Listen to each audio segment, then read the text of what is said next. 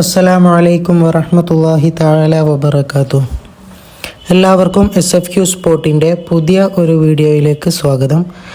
ഇന്ന് നമ്മൾ ചർച്ച ചെയ്യാൻ പോകുന്നത് 1-ാം ക്ലാസ്സിൻ്റെ തഫ്ഹീമു തിലാവ എന്ന വിഷയത്തിൽ പാദവാർഷിക പരീക്ഷയ്ക്ക് വരാൻ സാധ്യതയുള്ള ചോദ്യങ്ങളെക്കുറിച്ചാണ്.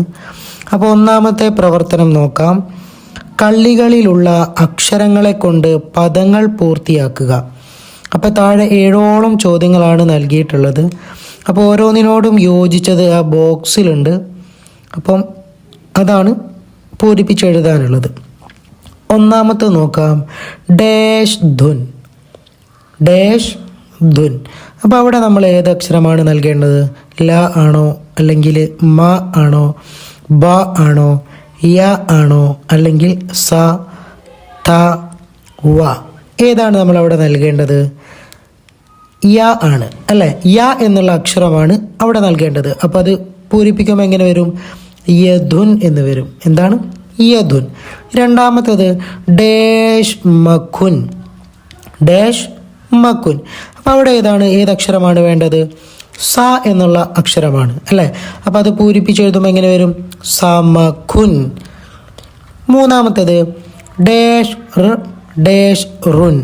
അപ്പോൾ അവിടെ ഏതക്ഷരമാണ് വേണ്ടത്? മ. ഏതാണ് വേണ്ടത്? മ. അത് പൂർത്തിയാക്കി എഴുതുമ്പോൾ മർമറുൻ എന്ന് വരും. മർമറുൻ. ഇനി നാലാമത്തത് ഡാഷ് ഋധുൻ. അപ്പോൾ അവിടെ വേണ്ടത് ഏതാണ്? വാവാണ് അല്ലേ? വ എന്നുള്ള അക്ഷരമാണ് അവിടെ കൊടുക്കാനുള്ളത്. അപ്പോൾ അത് പൂരിപ്പിച്ചെഴുതുമ്പോൾ വർധുൻ എന്ന് വരും. എന്താണ്? വർധുൻ. ഇനി അഞ്ചാമത്തത് ഡാഷ് ബിനുൻ. അപ്പോൾ അവിടെ കൊടുക്കാനുള്ളത് ഏതാണ്? ല. ഏതാണ്? ല.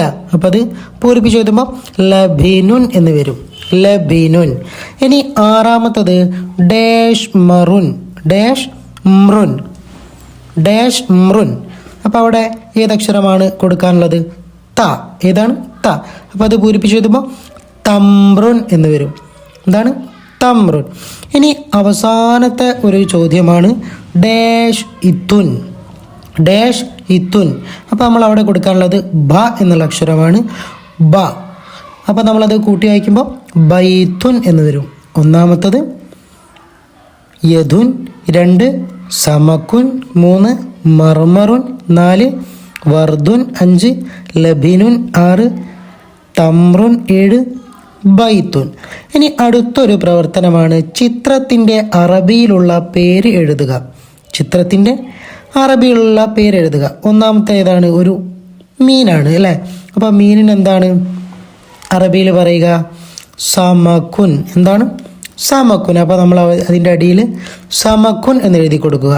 അടുത്തത് ഒരു റോസാപ്പൂവാണ്. റോസാപ്പൂവിന് എന്താ പറയുക? വർധുൻ. എന്താണ്?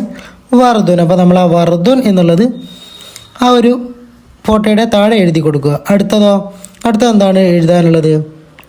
മർമറുൻ എന്നുള്ളതാണ്. എന്താണ്?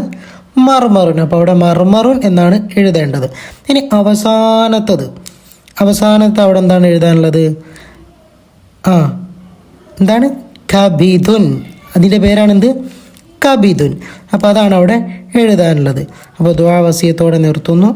വആഖിറു ദഅവാന അനിൽ ഹംദുലില്ലാഹി റബ്ബിൽ ആലമീൻ.